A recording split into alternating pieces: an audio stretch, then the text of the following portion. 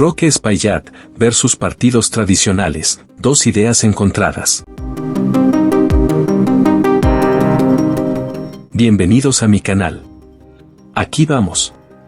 Este escenario político en la actualidad describe y refleja una profunda desigualdad en la aplicación de la justicia, un problema que afecta a muchos países y que Roque Espaillat y su partido Rescate Democrático parecen querer abordar.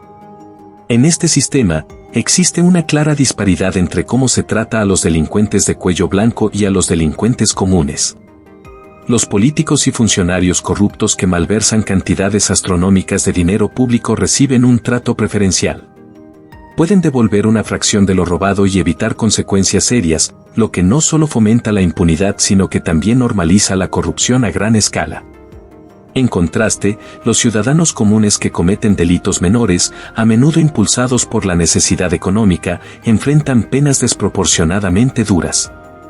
Esta disparidad erosiona la confianza pública en el sistema de justicia y en las instituciones democráticas en general.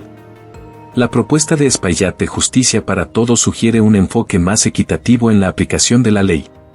Esto podría implicar reformas significativas en el sistema judicial, incluyendo penas más severas para la corrupción a gran escala, una mayor transparencia en los procesos judiciales contra figuras públicas, y posiblemente una revisión de las sentencias para delitos menores.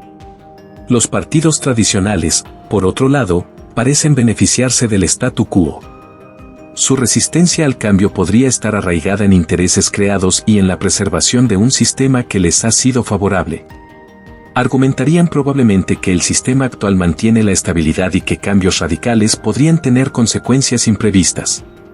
El desafío para Rescate Democrático será convencer al electorado de que su visión de justicia equitativa es no solo moralmente correcta, sino también práctica y beneficiosa para la sociedad en su conjunto.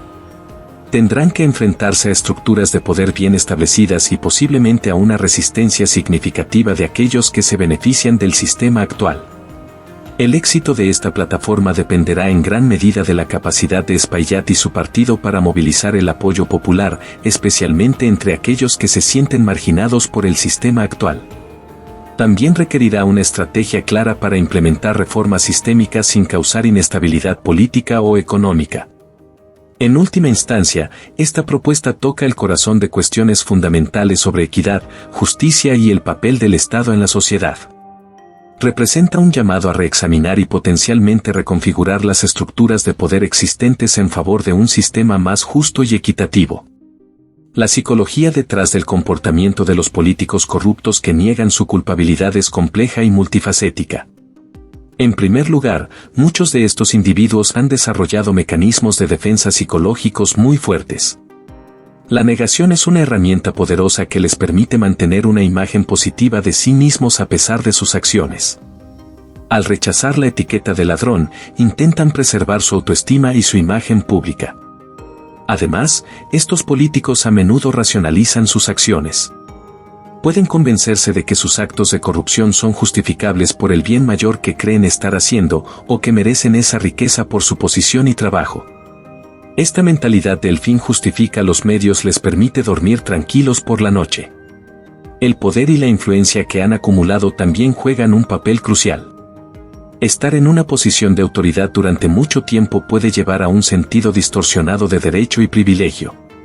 Pueden llegar a creer que las reglas normales no se aplican a ellos debido a su estatus o importancia percibida. La falta de consecuencias inmediatas y significativas refuerza este comportamiento.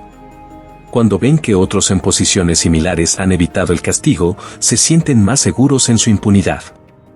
El sistema que he descrito anteriormente, donde devolver una pequeña fracción de lo robado es suficiente para evitar el castigo, solo perpetúa esta mentalidad. El entorno social y político en el que operan estos individuos también contribuye a su comportamiento. Si están rodeados de otros que participan en prácticas similares, la corrupción se normaliza. Puede llegar a ser vista como la forma en que se hacen las cosas en lugar de un acto criminal. La poca vergüenza, o la falta de ella, es particularmente interesante. En muchas sociedades, la vergüenza funciona como un mecanismo de control social, pero para que sea efectiva, el individuo debe valorar la opinión de quienes lo juzgan. Estos políticos a menudo han llegado a un punto donde desestiman las críticas del público general, considerándolas irrelevantes o atribuyéndolas a la envidia o la ignorancia. El hecho de que puedan caminar por las calles sin consecuencias, a pesar de los gritos de ladrón, demuestra la desconexión entre la indignación pública y la acción legal. Esta impunidad visible erosiona aún más la confianza en el sistema y puede llevar a una apatía generalizada entre los ciudadanos. La mención de la moral familiar es otra táctica común. Al invocar valores familiares y una supuesta integridad personal, intentan desviar la atención de sus acciones y apelar a sentimientos tradicionales. Es una forma de manipulación emocional diseñada para generar simpatía y dudas sobre las acusaciones en su contra. En última instancia, este comportamiento refleja una profunda crisis ética en el sistema político. Abordarlo requeriría no solo reformas legales y judiciales, sino también un cambio cultural significativo que haga que la corrupción sea verdaderamente inaceptable en todos los niveles de la sociedad. Hasta que no haya consecuencias reales y consistentes para estos actos, y hasta que la sociedad en su conjunto no rechace inequívocamente estas prácticas, es probable que veamos a políticos corruptos continuar negando su culpabilidad y caminando libres por las calles. Si te ha gustado el video, regálame un like, comenta y comparte y sobre todo suscríbete a mi canal, es gratis, gracias.